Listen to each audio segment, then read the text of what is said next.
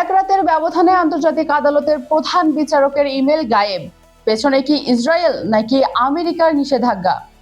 ইউরোপের মতো পরাশক্তি যেখানে ডিজিটাল দুনিয়ায় পরাধীন, সেখানে বাংলাদেশের কোটি মানুষের তথ্য কতটা নিরাপদ জানলে আটকে উঠবেন।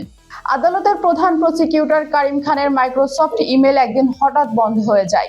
কারণ তিনি তখন ইসরায়েলের বিরুদ্ধে যুদ্ধাপরাধের তদন্ত করছিলেন এবং মার্কিন প্রশাসন তার উপর নিষেধাজ্ঞা দিয়েছিল। ইউরোপীয় ইউনিয়নের সাবেক প্রতিযোগিতা কমিশনার মার্গ্রেথে ভেস্টেগার একে সতর্কবার্তা হিসেবে দেখছেন। হেগের আদালতের মতো আন্তর্জাতিক আইনের চূড়াও যদি বিদেশি কর্পোরেট ইমেলের উপর নির্ভরশীল হয়ে পড়ে, তবে তা যে কোনো দেশের বিরুদ্ধে অস্ত্র হয়ে উঠতে পারে। এই প্রযুক্তিগত আতঙ্ক কোনো গরিব দেশের নয়, বরং পৃথিবীর অন্যতম ধনী ব্লক ইউরোপের ক্লাউড বাজারে তাদের নিজস্ব কোম্পানিগুলোর অংশীদারত্ব গত 7 বছরে 29% থেকে কমে 15% ঠেকেছে। বর্তমানে 3টি মার্কিন কোম্পানি ইউরোপের ক্লাউড বাজারের 70% নিয়ন্ত্রণ করছে। এই ডিজিটাল পরাধীনতা থেকে বাঁচতে গত নভেম্বরে ফ্রান্স ও জার্মানি যৌথভাবে ইউরোপীয় ডিজিটাল সার্বভৌমত্ব সম্মেলন আহ্বান করতে বাধ্য হয়েছে। অনেকে মনে করেন ডিজিটাল সার্বভৌমত্ব মানে নিজস্ব সার্ভার বা কেবল, কিন্তু আসল প্রশ্ন হলো ভবিষ্যতে চুক্তি বদলালে বা নিষেধাজ্ঞা আসলে বিকল্প কোনো রাস্তা খোলা আছে কিনা। সার্বভৌমত্ব মূলত চুক্তির শর্ত এবং সক্ষমতার দলিল। একটা ভাড়া বাসায় মানুষ ততক্ষণই স্বাধীন থাকে যতক্ষণ অন্য বাসায় যাওয়ার বিকল্প থাকে।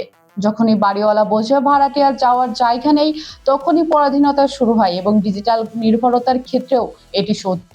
বাংলাদেশের প্রায় 7 কোটি মানুষের ফেসবুক ডেটা বিদেশি সার্ভারে এবং নাগরিক জীবনের বড় অংশ এমন সব কোম্পানির হাতে যাদের সঙ্গে রাষ্ট্রের কোনো দর কষাকষি টেবিলই নেই।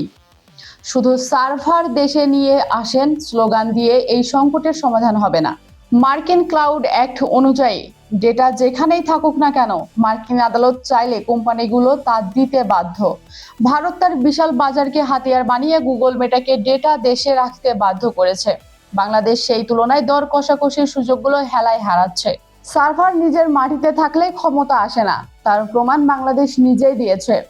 2007 সালে দেশের বৃহত্তম বায়োমেট্রিক ডেটাবেস তৈরির পর ভেন্ডর কোম্পানি নির্বাচন কমিশনের অনুমোদন ছাড়াই ডেটাবেস প্রযুক্তি পরিবর্তন করে ফেলে। এমনকি সরকারি ওয়েবসাইট থেকে 5 কোটি নাগরিকের তথ্য ফাঁসের ঘটনাও ঘটেছিল দেশের মাটিতে থাকা সার্ভার থেকেই।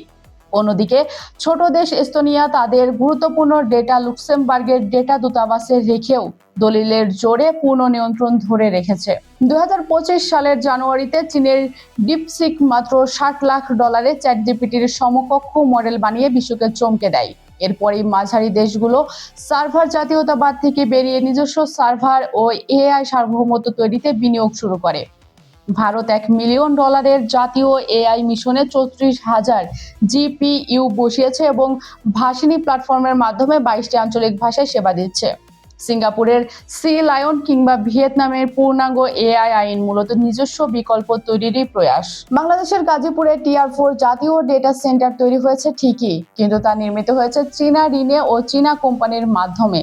এই ব্যয়বহুল দালানের ভেতরে একটি এআই মডেল ট্রেন করার মতো ন্যূনতম প্রযুক্তিগত সক্ষমতা নেই। ডিজিটাল ও স্মার্ট বাংলাদেশের রূপান্তর ল্যাপটপ বিলি বা হাইটেক পার্কের মতো জিনিস কেনা হলেও চুক্তির টেবিলে কোনো বিকল্প ব্যবস্থা বা কারিগরি জনবল তৈরির দূরদর্শী নীতি রাখা হয়নি। দেশে বৈদেশিক ঋণের হিসাব রাখার জন্য অর্থ মন্ত্রণালয় থাকলেও ডিজিটাল নির্ভরতার খতিয়ান রাখার কোনো নির্দিষ্ট দপ্তর নেই। রাষ্ট্রের কোনো তথ্য কোন বিদেশি ক্লাউডে চলছে এবং সংকটের সময় তা ফেরত আনা যাবে কিনা সেই হিসাব কারো কাছেই নেই।